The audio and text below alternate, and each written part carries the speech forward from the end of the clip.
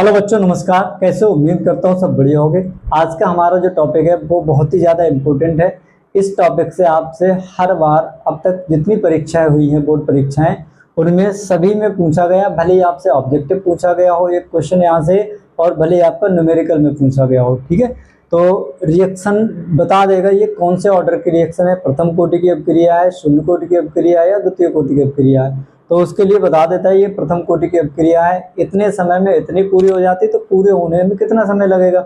इस तरह की चीजें आपसे पूछी जाती है, ठीक है, और हर साल पूछी जाती है, ठीक है। तो ये जो सवाल है हमारे प्रथम कोटि की अपक्रिया के लिए दर समीकरण, शून्य कोटि की अपक्रिया के लिए दर समीकरण, इनके जो फॉर्मूले बनते हैं वो अच्छे से याद कर लेना, ठीक है, समझ लेना, सीख लेना। फिलहाल डेरिवेशन जो होता है वो नहीं पूछा गया है अब तक, ठीक है, और आगे को कुछ पता नहीं है, फिलहाल अब तक नहीं पूछा गया है। इसके जो फार्मूले बनते हैं वहां से क्वेश्चन हर बार पूछा जाता है, ठीक है।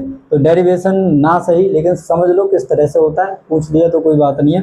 तो चलिए बात करते हैं प्रथम कोटि की अपक्रिया का समाकलित दर समीकरण। समाकलित दर समीकरण क्यों कहते हैं और अवकलित दर समीकरण, तो ये आपको इससे पहले वाले वीडियो में, ठीक है, जिसमें हमने शून्य कोटि की अपक्रिया का समाकलित दर समीकरण पढ़ा है, वहां आपको जानने को मिलेगा कि इसको समाकलित दर समीकरण क्यों कहते हैं, ठीक है, और ये होता क्या है। तो आज हम बात करेंगे प्रथम कोटि की अपक्रिया के लिए, ठीक है। तो प्रथम कोटि की अपक्रियाएं क्या होती है? प्रथम कोटि की अपक्रियाएं वो होती है जिनमें वेग जो है वो अभिकारक की सांद्रता के प्रथम घात के समानुपाती होता है। वेग क्या होता है? अभिकारक की सांद्रता की प्रथम घात के समानुपाती होता है, ठीक है, या प्रथम घात के बराबर होता है, उसको हम क्या कहते हैं? वेग कहते हैं। ऐसी अपक्रिया जिनका वेग अभिकारक की सांद्रता की प्रथम घात के समानुपाती होता है, ठीक है, प्रथम कोटि की अपक्रिया कहलाती है। जैसे अगर आपसे यहाँ पर लिखूं मैं, ए से बन गया हमारा पी। इसके लिए अगर आप रेट लिखेंगे यानी कि वेग लिखेंगे तो के किस पर डिपेंड करेगा? ये प्रथम घात पर। किस पर? प्रथम घात का, अर्थात ये क्या हो जाएगा हमारा n बराबर 1। n बराबर 1, घातों को ही हम जोड़ देते तभी कोटि निकलती है, तो कोटि हमने पहले पढ़ लिया है, ठीक है, तो बार बार हमको कोटि नहीं पढ़ना है। अब देखो, एक तो इस तरह से लिखा जा सकता है, ठीक है। अगर आप कहेंगे सर एक की जगह दो प्रोडक्ट हो, दो रिएक्टेंट होगा, तो हम क्या करेंगे? तो दो लिख लो, ए प्लस बी लिख लो, फिर भी क्या बना दो? पी बना दो। इसके लिए अगर आप आर लिखेंगे तो आर लिखने का तरीका ये होता है, एक तो बार हम क्या करते हैं, एक की पावर एक कर दो, और बी की पावर कितनी कर दो? 0 कर दो। तब भी यहाँ पर n बराबर कितना आएगा? तब भी हमारा n बराबर कितना आएगा? सर 1 आ जाएगा। n बराबर आ जाएगा, नहीं आ जाएगा? दूसरा तरीका क्या है? दूसरा तरीका ये है, आर के अब कर दो a की पावर 0 और b की पावर क्या कर दो? 1 कर दो। तब भी आपका n बराबर जो है वो कितना आ जाएगा? n बराबर 1 आ जाएगा। एक तरीके से और लिख सकते हैं सर, के a की पावर हाफ कर दो और b की पावर भी क्या कर दो? हाफ कर दो। तो इनको जोड़ेंगे तो n बराबर 1/2 प्लस 1/2 इक्वल टू कितना हो जाएगा? 1। तब भी हमारा क्या आ जाएगा? 1 आ जाएगा। ये क्या हमारी फर्स्ट ऑर्डर रिएक्शन, ये भी क्या हमारी फर्स्ट ऑर्डर रिएक्शन है, ठीक है, क्योंकि दोनों के लिए n का मान कितना आ रहा है? 1। और याद रखना ये क्या है हमारा? ये एक एक्सपेरिमेंटल वैल्यू है। कौन सी है? एक्सपेरिमेंटल वैल्यू है, ठीक है। तो इसको हम देख के नहीं लिख सकते। क्या देख के नहीं लिखा जा सकता है? मान लो अगर आपने यहाँ पर 2 कर दिया तो हम तो यहाँ पर 2 घात लगा देंगे, ऐसे कितनी लगा देंगे? 2। अब क्या हो जाएगा? 2 और 1 3, n बराबर 3 हो जाएगा। लेकिन प्रयोगों द्वारा ये पाया गया कि ये जो हमारी रिएक्शन है ये कौन सी है? फर्स्ट ऑर्डर रिएक्शन है, इसलिए ये क्या हो जाएगा? एक की अगर कॉन्सेंट्रेशन की पावर बने तो दूसरे की 0 रहेगी, तभी तो कौन होगा। ये आपको ध्यान में रखना चाहिए, ठीक है। अब बात करते हैं हम रेट लॉ की, ठीक है। तो ये चीज आपको समझ में आ गई होगी, ये फर्स्ट ऑर्डर रिएक्शन है, ठीक, और किस तरह से हम फर्स्ट ऑर्डर रिएक्शन को लिख सकते हैं। अच्छा, अब चलिए काम की बात करते हैं। सपोज दैट हमारे पास कोई रिएक्शन है, ठीक है, रिएक्शन हम फिर वही लिखेंगे, ए से बन गया हमारा पी, क्या बन गया? ए, और ए से क्या बन गया हमारा? पी बन गया। तो ए हमारा क्या है यहाँ पर? अभिकारक, और पी हमारा क्या है? प्रोडक्ट। जब रिएक्शन शुरू नहीं होती यानी कि टी बराबर समय हमारे पास 0 होता है, उस समय अभिकारक की जो सांद्रता है वो 100% होती है, भले ही आपका 1 मोल हो, 2 मोल हो, 3 मोल हो, लेकिन होगी कितनी? 100%। ये कितना होगा? 0। मतलब इसमें कोई भी इंक्रीमेंट नहीं हुआ है, ना इसमें डिक्रीजन हुआ है। क्यों? क्योंकि अभी समय नहीं बढ़ा है। तो यहाँ पर क्या लिखते हैं? हम लिखते हैं यहाँ पर प्रारंभ में। प्रारंभ में, प्रारंभ कब होता है? जब T1 हमारा कितना हो? 0। T1 कितना हो हमारा? 0। उस समय को हम कहते हैं प्रारंभ। तो प्रारंभ में मान लिया इसके जो मोल है वो कितने? A मोल। इसके मोल कितने होंगे उस समय? 0 मोल। कितने होंगे? 0। इसके मोल A है तो इस समय इसके मोल 0 होंगे। क्यों? क्योंकि समय अभी बढ़ा ही नहीं है। समय के साथ साथ इसकी सांद्रता घटती है और इसकी सांद्रता बढ़ती है, तो समय बढ़ने दो तब सांद्रता घटेगी। अभी तक समय नहीं बढ़ा तो थोड़ा सा समय बढ़ा देते हैं, क्या लिखेंगे, अब लिखते हैं यहाँ पर साम्य अवस्था पर, क्या लिखते हैं, साम्य अवस्था पर। और ये साम्य अवस्था क्या है, तो साम्य अवस्था हमने T2 बराबर मान लिया क्या, T, यानी कि कुछ समय हो गया है, भले ही आपका जो T है वो 2 मिनट हो, 5 मिनट हो, 7 मिनट हो, तो कुछ समय हो गया है। तो समय जैसे जैसे बढ़ता है इसकी सांद्रता घटती है, इसकी सांद्रता बढ़ती है, तो घटा दो। माना A में से क्या घटा दिया हमने, X, तो जितना घटेगा उतना ही मोल इसके क्या होंगे, बन जाएंगे। ठीक है, जितने मोल आपके इसके घटेंगे उतने ही मोल आपके यहाँ पर प्रोडक्ट के बन जाते हैं, ये बात आपको ध्यान में रखनी है। ठीक, अब करते क्या है, इस अभिक्रिया के लिए जब आप वेग लिखते हैं, क्या लिखते हैं, वेग लिखते हैं, तो किस तरह से लिखा जा सकता है वेग, तो वेग को लिखने के दो तरीके, एक तो हम ऐसे लिखते हैं R=K और A की कॉन्सेंट्रेशन लिख दो। ठीक है, एक तरीका तो आपका ये हो गया। ठीक, पहली बात। दूसरी बात, सॉरी, दूसरा हमने ऐसे ही पढ़ा था, माइनस का dx अपॉन क्या होता है, dt, तो हमने ऐसे भी पढ़ा। हम इन दोनों तरीकों से इसको लिख सकते हैं। ठीक है, चाहे आप ऐसे लिख दो चाहे आप ऐसे लिख दो, इस तरीके से भी हमने पढ़ा और इस तरीके से भी हमने पढ़ा। ठीक है, तो ये दोनों तरीके हैं जिससे हम अभिक्रिया का रेट डिनोट करते हैं। ठीक है, या अभिक्रिया का वेग हम इस तरह से लिख सकते हैं। ठीक है, तो ये बात क्या करनी है, आपको ध्यान रखनी है। अब देखो अभिक्रिया के वेग के नियम के अनुसार, तो वेग का नियम क्या कहता है, क्या लिखेंगे, अभिक्रिया के वेग नियम के अनुसार। अच्छा, अभिक्रिया का वेग नियम क्या कहता है, अभिक्रिया का वेग नियम ये कहता है कि t समय बाद क्या, t समय बाद, ठीक है, t समय बाद जैसे जैसे हमारा ये समय गुजर रहा है, जो T2 है वो क्या हमारा t है, तो ठीक है, तो t समय बाद अगर हम बात करें अभिक्रिया के वेग की, ठीक है, t समय बाद वेग जो होता है वो समानुपाती होता है किसके, t समय बाद, t समय बाद अभिकारक की, अभिकारक की सांद्रता। ठीक, तो ये बात याद रखना है, यानी कि t समय बाद जो वेग होगा वो क्या होगा, t समय बाद अभिकारक की सांद्रता के बराबर। तो ये तो हमने लिख लिया पहले वाले के लिए। अब इसके लिए अगर आप लिखेंगे, ठीक है, t समय बाद अगर आप लिखेंगे तो हम यहाँ पर लिख के देखते क्या हो जाएगा, t समय बाद वेग क्या हो जाएगा हमारा, t समय बाद हो जाएगा हमारा R=K, और अब देखो t समय बाद क्या हमारे पास A-x, क्या है, A-x है। ठीक है, तो हम लिखेंगे क्या, A-x। ठीक है, यहाँ पर t समय बाद A-x, क्या इसको ऐसे लिखा जा सकता है, ठीक, A-x हो गया पहली बात। दूसरा, दूसरे तरीके से कैसे लिखते हैं, R= क्या होता है हमारा, माइनस का dx अपॉन dt।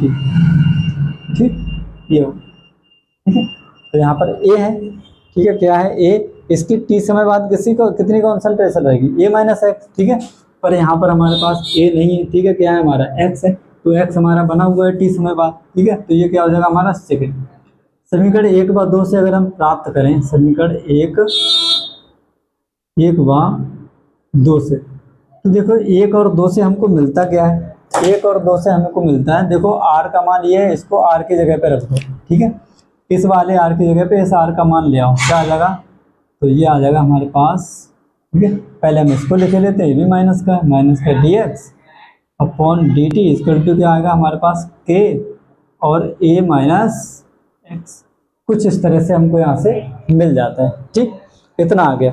अब देखो इसको सुविधा के लिए हम क्या करते हैं, जिससे कि इसका इंटीग्रेशन आराम से हो जाए, तो ये जो dt है इसको इधर ले जाओ, A-x को इधर ले आओ, क्या बचेगा हमारे पास, dx upon A-x equal to k into t, ये बन गया। अब क्या करेंगे, दोनों तरफ इसका समाकलन कर देंगे, क्या लिखेंगे, दोनों ओर समाकलन करने पर, अच्छा करो दोनों ओर समाकलन। समाकलन करते क्यों है? समाकलन करने का रीजन ये है कि ये जो डिफरेंशिएट है, ठीक है, यानी कि जो अंतर है, तो ये डी टी जाएगा ना इधर पूरा डी टी, ये जो डी है, ठीक है, डी क्या है हमारा? अंतर है, अंतर दिखा रहा है डी, ठीक है। इसी डी को हटाने के लिए हम क्या करते हैं? इंटीग्रेशन करते हैं, ठीक है। तो इसका इंटीग्रेशन करने पर आपको क्या मिलेगा? देखो इसका इंटीग्रेशन करेंगे तो क्या आ जाएगा? माइनस का 1 अपॉन इसका करना है, ठीक है, इस वाले का 1 upon a minus x into d x, ऐसे करना है, ठीक है। यानी कि 1 अपॉन एक्स का with respect to d x करेंगे तो क्या होगा? इधर ए का नहीं करना है, किसका करना है? डी और टी का करना है। किसका करना है? डी और टी का करना है। अब देखो जब भी इंटीग्रेशन करते हैं तो इसमें ये चीज़ आपको याद रखनी है, चूंकि अगर मैं यहाँ लिखूँ, चूंकि हमारा जो 1 अपॉन एक्स इंटू डी एक्स होता है, ये किसके बराबर हो जाता है? ये हो जाता है, देखो ln x, क्या हो जाता है? ln x के बराबर हो जाता है। यानी कि ये वाली जो पूरी वैल्यू है ये ln x के बराबर हो जाती है। और इधर आ जाओ, इसका करो, ये लिखा हुआ है dx, लिख लो, क्या लिख लो? मान लो dx है, तो ये क्या हो जाता है? x के बराबर हो जाता है। यानी कि ये वाला जो टर्म है, ये वाली चीज़ आपको अच्छे से याद रखनी है, ठीक है। तो इसका पूरे का क्या हो जाएगा? देखो ये पूरा लिखा हुआ है, ये कट करके कितना वाला, इसका क्या हो जाएगा? ln x, और ये जो हमारा डी टी लिखा है और डी एक्स मान लिया हमने, तो केवल x बचेगा, अर्थात केवल डी बचेगा, टी बचेगा हमारे पास यहाँ से। अब देखो इनको नीचे करके अगर हम लिखें तो क्या हो जाएगा? इस वाली पूरी टर्म का क्या हो जाएगा? इस वाली पूरी टर्म का क्या हो जाएगा हमारे पास? ये हो जाएगा हमारे पास माइनस का ln x, और x है क्या? x हमारा क्या है? a minus x, A minus x, ठीक है। आगे बढ़ो सर, आगे बढ़ो, के, और यहाँ पर क्या हो जाएगा? डी एक्स, यानी कि केवल टी बचेगा, प्लस यहाँ पर आई लिख दो या सी लिख दो, चाहे आई लिख दो चाहे क्या लिख दो, सी लिख दो, इसको कह दो समीकरण नंबर 3। कौन सी बन गई? ये इक्वेशन नंबर 3 बन गई हमारे पास, ठीक है, इक्वेशन नंबर 3। अब बात करते हैं कि जब हमारा समय शून्य होता है, क्या होता है? समय जब शून्य होता है उस समय x की वैल्यू भी कितनी होती है? शून्य होती है। क्या होता है? समय जब हमारा शून्य है, x की वैल्यू भी कितनी है? शून्य है, ठीक है। तो यही चीज यहाँ पर इनको बताना है। क्या बताना है? प्रारंभ में t बराबर 0 पर x बराबर 0, जब t बराबर 0 उस समय x बराबर भी कितना होता है? 0 होता है, ठीक है। t बराबर जब 0 होगा तो x बराबर भी हमारा कितना होगा? 0। ये वैल्यू उठाकर इस वाले इक्वेशन में रख दो, रखो जरा, पुट करो, क्या हो जाएगा? माइनस का ln और a minus 0 equal to k into 0 plus i, ये चीज़ हमको यहाँ से मिल जाती है। अब देखो इसको भी अगर आप आगे बढ़ाते हैं, ठीक है, इसको आगे बढ़ाने पर हमें क्या मिलता है? चलो इधर आते हैं, इधर आगे बढ़ाते हैं, क्या प्राप्त होगा?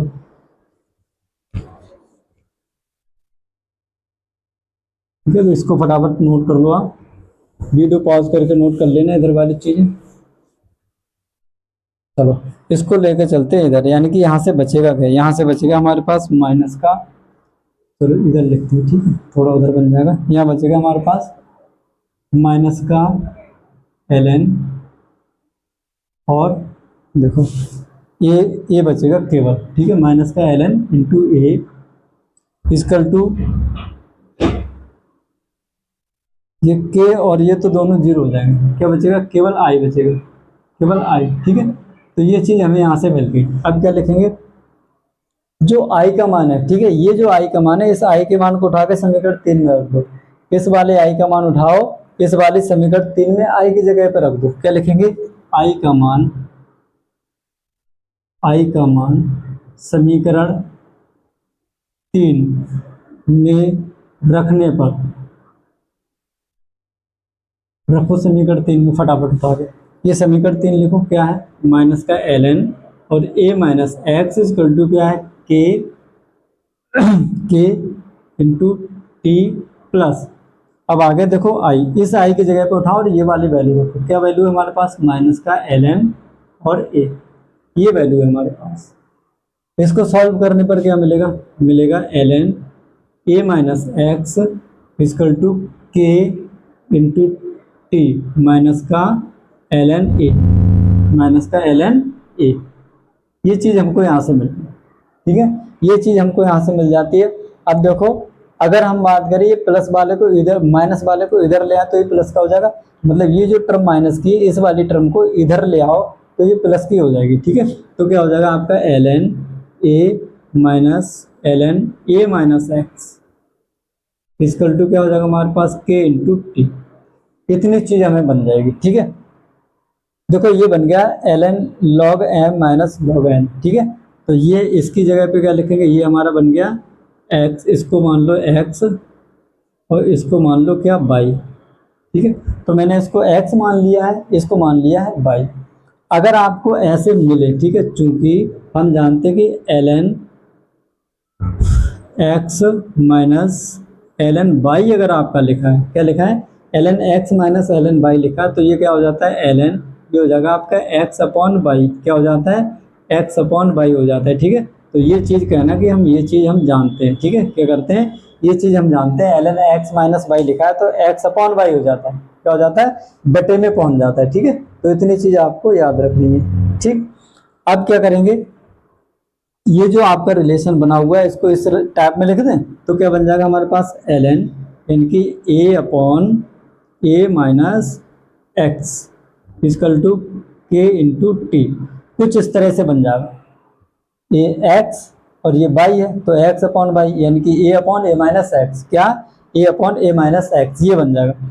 अब देखो ये जो ln है क्या है, ln है, इस ln को log बेस 10 में कन्वर्ट करना है, क्या करना है, log बेस 10 में जब कन्वर्ट करते हैं तो रिएक्शन जो हमारा इक्वेशन होता है, समीकरण होता है, उसमें 2.303 से मल्टीप्लाई कर देते हैं, ठीक है।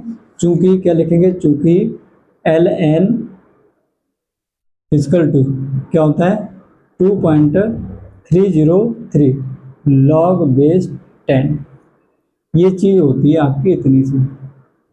तो जहां भी ln है उसको बेस 10 में कन्वर्ट करेंगे तो इक्वेशन में 2.303 से मल्टीप्लाई करेंगे, तो इसमें 2.303 से जरा मल्टीप्लाई करो, क्या बन जाएगा, ये बन जाएगा हमारे पास 2.303, ठीक है, लॉग ये बन गया base 10 a upon a minus x equal to क्या है हमारे पास k इंटू टी, क्या है k इंटू टी है, ठीक। अब देखो ये k का मान अगर निकालना तो t आपका इधर आ जाएगा, ठीक है। तो क्या बचेगा, मैं इस तरह से लिख रहा हूँ k यानी कि 2.303, ये जो हमारा t है वो इसके बटे में आ जाएगा, ठीक है, किसके बटे में आ जाएगा, 2.303 के बटे में आ जाएगा, 2.303 अपॉन टी लॉग बेस 10, ये हमारा ऐसा ही रहेगा a upon a minus x.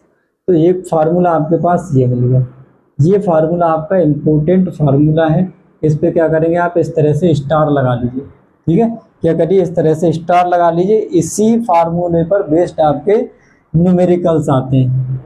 यह करके क्या लिखेंगे, अगर आपसे t की बात करें, ठीक है, तो t बराबर क्या आ जाता है 2.303 अपॉन, अब यहाँ पर क्या आ जाएगा लॉग बेस 10 और a upon a minus x, इस पे भी आप क्या करेंगे स्टार बना देंगे, ठीक है। यहाँ से आपसे क्या पूछ लेगा, टाइम पूछ लेगा तो आप ये वाला फार्मूला लगा दीजिए, ठीक है।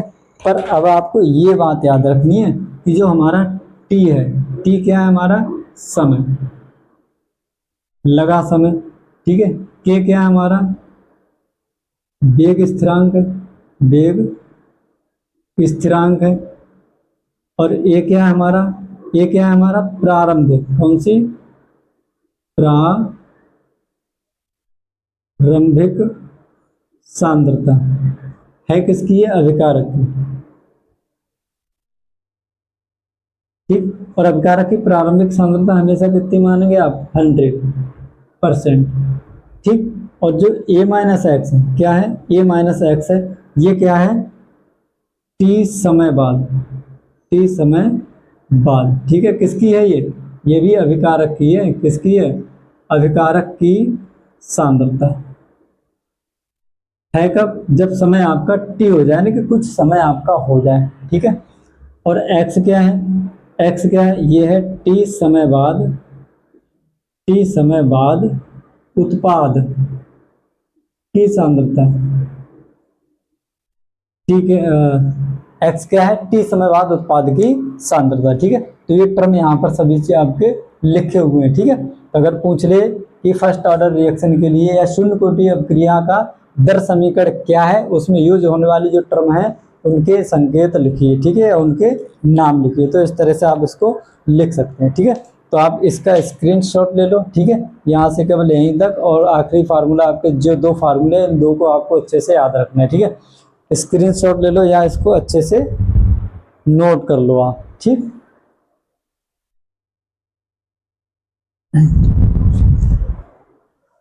अब बात करते हैं इसके स्लोप की। ठीक है, तो स्लोप कैसा आता है देखते हैं। स्लोप आने से पहले ग्राफ किसके बीच में, आपका लॉग a माइनस एक्स तथा t के बीच में। ठीक है, a माइनस एक्स क्या है, ये t समय बाद अभिकारक की सांद्रता है। t समय बाद अभिकारक की सांद्रता और समय के बीच जब हम ग्राफ खींचते हैं तो हमें किस तरह का स्लोप मिलता है। ठीक है, क्या वह सीधी रेखा होता है, ठीक है, क्या वह कर्व होता है। ठीक है, तो ये देखना है आपको। तो जब भी हम बात करते हैं, इक्वेशन हमारे पास ये था। ठीक है, k इक्वल टू क्या होता है हमारा, ये हमने लिख लिया, k बराबर 2.303 upon T log base 10 e upon a minus x. अभी हमने यहाँ पर लिखा था a क्या है, a माइनस एक्स क्या है, x क्या है, आपका t क्या है और k क्या है। ठीक है, तो ये हमने अभी थोड़ी देर पहले लिखा था। इसको अगर हम सही से लिखें तो इस तरह से इसको नोट किया जा सकता है। ठीक है, मतलब ये वही लिखा हुआ है जो हमने यहाँ पर लिखा था। यहाँ पर आपकी जो क्वेश्चन आई थी a माइनस एक्स, फिर लिखा था हमने log x minus log y है, तो क्या हो जाता है लॉग एक्स अपॉन वाई। तो ये वही लिखा हुआ है। ठीक है, लॉग एक्स लॉग वाई। ठीक है, तो log x A upon a minus x हो जाएगा, जो कि हमारा ये, इसको हमने सही से ऐसे लिख लिया है। अब देखो, क्योंकि जब हमें ग्राफ खींचते हैं तो ये देखना पड़ता है कि जो हमारा इक्वेशन है, ठीक है, जो हमारा व्यंजक है, समीकरण है, वो इस समीकरण को फॉलो कर रही है या नहीं कर रही है। ये समीकरण हमारी कौन सी होती है, एक सीधी रेखा समीकरण। क्या होती है, ये हमारी एक सीधी रेखा समीकरण है। ठीक है, कौन सी है, सीधी रेखा समीकरण। अगर इस समीकरण का कोई भी आपका इक्वेशन फॉलो करता है तो उसका जो ग्राफ बनता है वो एक सीधी रेखा में बनता है। ठीक है, कैसा बनता है, सीधी रेखा में बनता है। तो इसके लिए हम देखते हैं ये अप्लाई करके क्या इसको फॉलो करेगा या नहीं करेगा। ठीक है, तो हमें किस किस के बीच में लेना है, ए माइनस लॉग ए माइनस एक्स और टी के बीच में। ठीक है, लॉग ए माइनस एक्स और टी के बीच में। तो इधर पे कुछ छोटा सा एक ग्राफ टैब बनाते हैं। ये एक्स एक्सिस है, ये हमारी क्या है, वाई एक्सिस है। ठीक है, और एक्स एक्सिस पे हम क्या लेते हैं, टाइम लेते हैं। क्या लेते हैं, टाइम लेते हैं। और ये वाई एक्सिस पे क्या आ जाएगा आपका लॉग बेस 10 क्या, ए माइनस एक्स। ये हो गया आपका वाई एक्सिस पे। ठीक है, अब देखो इन दोनों के बीच में आपको क्या करना है, प्लॉट खींचना है। ठीक है, और एक ग्राफ प्लॉट करना है। तो देखते हैं कि ये वाई बराबर एम एक्स प्लस सी का फॉलो करती है या नहीं करती है। तो वाई हमारा क्या है, वाई एक्सिस पर क्या है हमारा लॉग ए माइनस एक्स। तो लॉग ए माइनस एक्स को इधर लेके आना है, और ये रहा हमारा लॉग ए माइनस एक्स। तो इसको जरा इधर लेके आओ, क्या हो जाएगा, लॉग बेस 10 ए माइनस एक्स हो गया। चलो हो गया लॉग ए माइनस एक्स। ठीक है, ये बन गया। और जो हमारा सी है, ठीक है, सी क्या बताता है, ये बताता है हमारा कटान बिंदु को। ठीक है, इंटरसेप्ट को बताता है। एम क्या बताता है, हमारा स्लोप बताता है। ठीक है, एक्स क्या हमारा, ये हमारा एक्स एक्सिस पे है। ठीक है, क्या हमारा टाइम है। ठीक है, मतलब यहाँ पर तो टी आपका लिखा ही लिखा होगा, और सी क्या हमारा, सी बताता है इंटरसेप्ट। ठीक है, और इंटरसेप्ट हमारा बचा क्या, ये रह गया हमारा इंटरसेप्ट। क्या रह गया हमारा लॉग बेस 10 और ए, ये रह गया इंटरसेप्ट हमारा। अब बचा क्या, अब हमारे पास ये बच गया, इसको इधर भेज दो। जब हम इसको इधर ले आए तो इसको इधर भेज दो, तो माइनस का क्या आएगा, के 40 तो है 2.303। ठीक है, तो ये जो वैल्यू है हमारी, ये वैल्यू माइनस वाली, टी को छोड़कर, ये बताता है हमारा एम क्या है, ये एम है। और टी क्या हमारा एक्स है, और ये क्या हमारा सी। ठीक है, और ये क्या हमारा, ये है हमारा वाई। तो वाई बराबर हो गया एम एक्स प्लस सी। ठीक है, क्या हो गया, एम एक्स प्लस सी। और ये वाली फॉलो कर रही है हमारी। जब ये फॉलो करता है तो हमारा जो ग्राफ होता है, ग्राफ में जो हमारा रेखा आती है वो कैसी आती है, वो आती है हमारी सीधी रेखा। ठीक है, कैसी आती है, सीधी रेखा। लेकिन यहाँ पर जो हम देख रहे हैं, जो हमारा स्लोप है एम है, एम क्या बताता है, ये बताता है स्लोप। क्या बताता है, स्लोप। स्लोप को क्या कहते हैं, ढाल। क्या कहते हैं, ढाल। ठीक, और स्लोप है कैसा है इसमें, इसमें जो स्लोप है वो कैसा है, माइनस का, ठीक है, निगेटिव। यहाँ पर कैसा लगा है, माइनस का साइन लगा हुआ है, इसलिए अगर ये निगेटिव है तो होगा क्या, तो जो हमारा रेखा होगी, ठीक है, वो कैसी होगी, एक सीधी रेखा लेकिन ऊपर से नीचे की ओर। कैसी होगी, ऊपर से नीचे की ओर। ये हमारा क्या है, स्लोप, जो कि कैसा है, निगेटिव। कैसा है, निगेटिव है। ठीक है, तो इस तरह से क्या करेंगे, इसके बीच में एक स्लोप खींच लेते हैं। ठीक है, तो यही हमारा क्या बन जाता है, ये बन जाता है आपका ग्राफ किसके इसके बीच में, लॉग ए माइनस एक्स तथा टी के बीच में ग्राफ। ठीक है, लॉग ए माइनस एक्स तथा टी के बीच में ग्राफ। अच्छा, इसके लिए एक और चीज आती है, अर्ध आयुकाल। क्या आता है, एक छोटी सी चीज होती है, अर्ध आयुकाल। ठीक है, तो इसमें ये चीज भी याद रखना है कि हमारा जो समीकरण है, ठीक है, ये वाली जो समीकरण है, ये y बराबर एम एक्स प्लस सी, यानी कि एक सीधी रेखा समीकरण का पालन करती है। ठीक है, अर्थात इसका जो ढाल होगा वो कैसा होगा, एक सीधी रेखा होगा। ठीक है, कैसा होगा, एक सीधी और सरल रेखा प्राप्त होगा। ठीक है, लेकिन होगा कैसा, वो हमारा माइनस का होगा। ठीक है, कैसा होगा, माइनस का। जो ये बचा उसको हम यहाँ से ऐसे लिख देते हैं, जहाँ पर ये काटता है वही क्या होता है आपका, लॉग बेस 10a। ठीक है, जितनी जगह को ये काटता है वो होता है हमारा लॉग बेस 10a। ठीक है, क्या हो जाएगा, लॉग बेस 10a। इसके लिए अगर हम अर्ध आयु काल की बात करें, ठीक है, क्या हाफ लाइफ पीरियड की बात करें, तो क्या हो जाएगा, तो इसको पहले आप नोट कर लीजिए फटाफट, या इसका स्क्रीनशॉट ले लीजिए।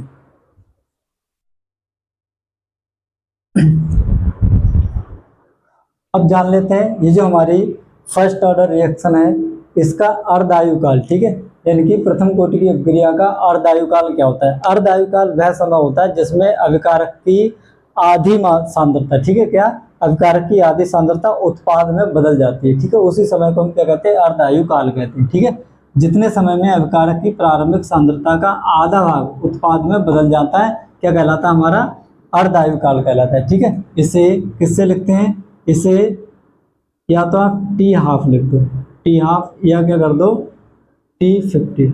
ठीक है, तो इस क्या होता है, इसको हम डिनोट करते हैं T1/2 से या T50% से। ठीक है, 50% मतलब 50% अभिक्रिया आपकी हो चुकी होती है।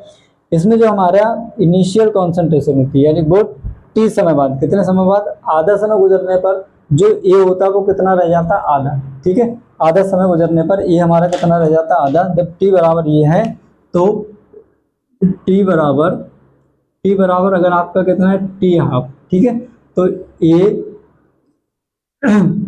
ए बराबर क्या हो जाएगा आपका, A/x। क्या हो जाएगा, A/A/2। और ये A/2 होगा कब, ये देखो A/2 कब होता है, जैसे अभी हमने यहाँ पर लिखा था ए से क्या बनना हमारा P। जब T बराबर हमारा कितना था, 0, उस समय हमने माना था ये ये हमने माना था A, और ये हमने क्या माना था, 0। जब T2 हमारा क्या था, T था। ठीक है, उस समय ये क्या था हमारा A-x, और ये क्या था हमारा x।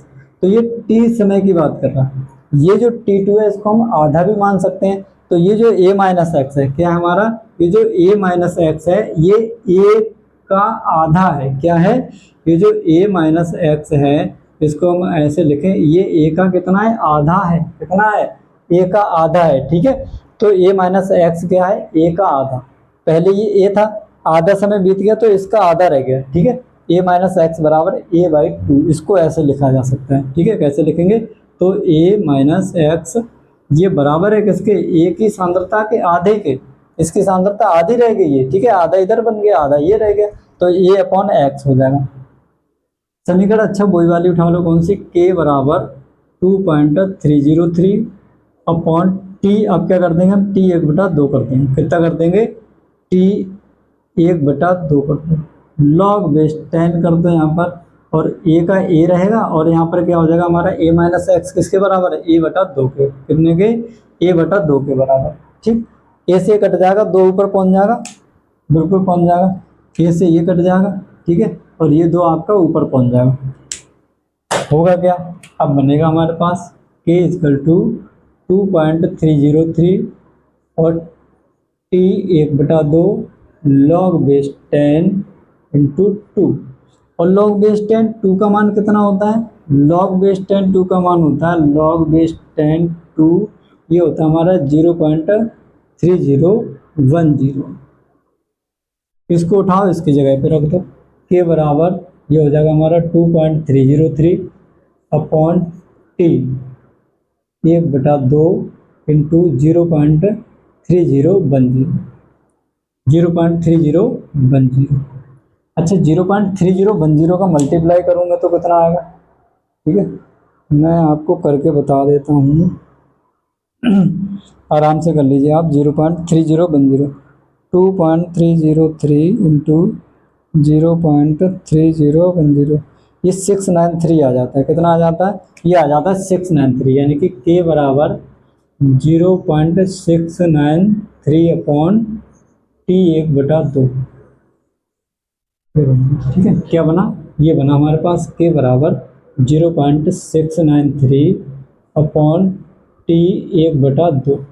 ये बन जाएगा आपका फर्स्ट ऑर्डर रिएक्शन के लिए हाफ लाइफ पीरियड, कितना, अर्ध आयु काल। ठीक है, ये आप उसको कैसे लिख सकते हैं, या अगर आपसे टी 1/2 ही लिखवा ले तो 0.693 अपॉन क्या लिख देंगे, हम क्या लिख देंगे, दो, ये हो गया आपका कहानी। ठीक है, तो ये आपका अर्ध आयु काल हो जाता है। क्या हो जाता है, अर्ध आयु काल आपका हो जाता है। ठीक है, कुछ लॉग की वैल्यू है जो आपको याद रखना है, log 1, log 2, log 3, log 4, log 5, log 6।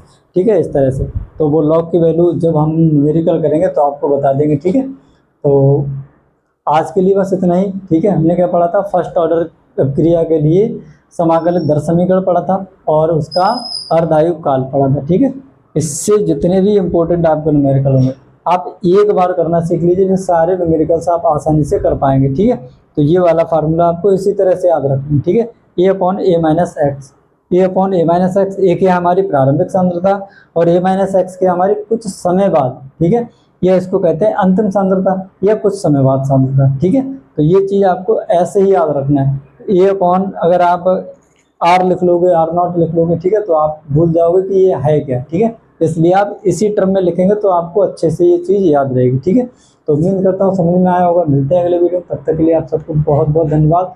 और अगर वीडियो अच्छा लगा हो तो लाइक कर दीजिए और हो सके तो जितना ज़्यादा से ज़्यादा हो सके, ठीक है, शेयर कीजिए, सपोर्ट कीजिए आप सभी। ठीक है, तब तक के लिए आप सबको बहुत बहुत धन्यवाद। Thank you.